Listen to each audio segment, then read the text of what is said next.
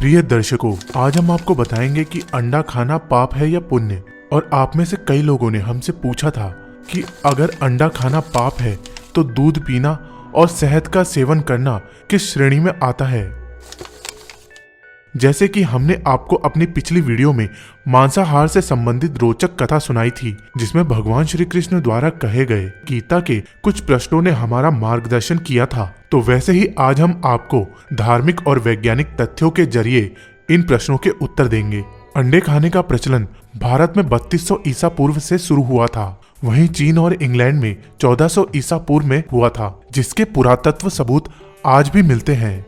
जैसे कि प्रिय दर्शकों, आप और हम जानते हैं कि भगवान श्री कृष्ण का जन्म 3228 ईसा पूर्व में हुआ था।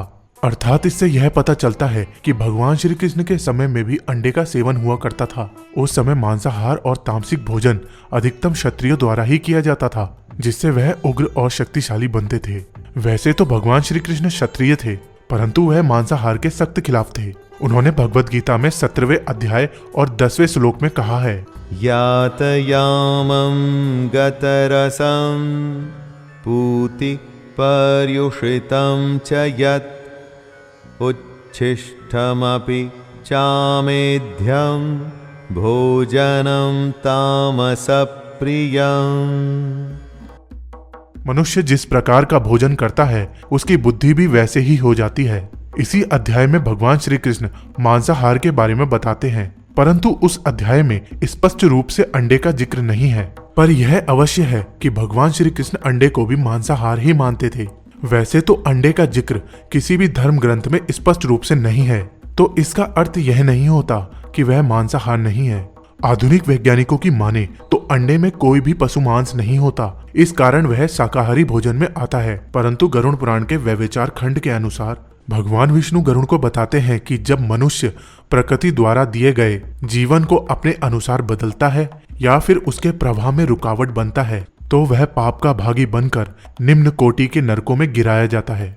भगवान विष्णु कहते हैं, हे गरुड़, जिस प्रकार गर्भ में मनुष्य एक समय में अंडे के रूप में मांस रहित रहता है, ठीक उसी प्रकार अंडे में भी जीव मांस रहित और एक नए जीवन की अपेक्षा में रहता है।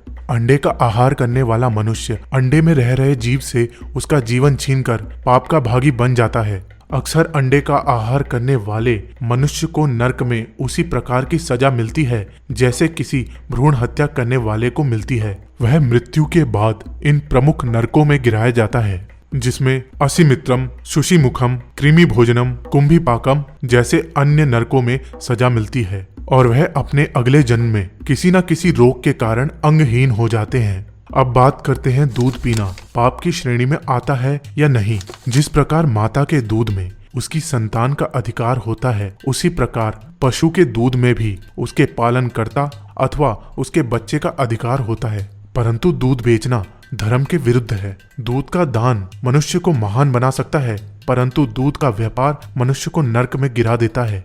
इसलिए दूध बेचने वाला मनुष्य नर्क का भागी बनता है। शहद का सेवन विभिन्न अवस्थाओं में पाप और पुण्य की श्रेणी में आता है।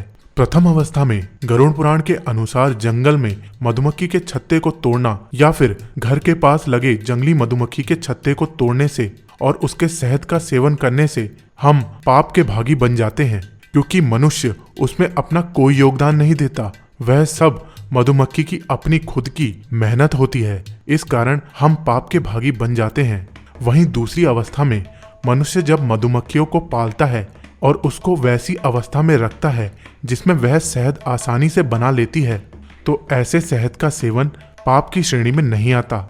तो प्रिय दर्शकों, आप में से कई लोग हमारी इन बातों का खंडन करेंगे, परंतु हम ये सब वैज्ञानिक और धार्मिक ग्रंथों के अनुसार आपके समीप लाए हैं।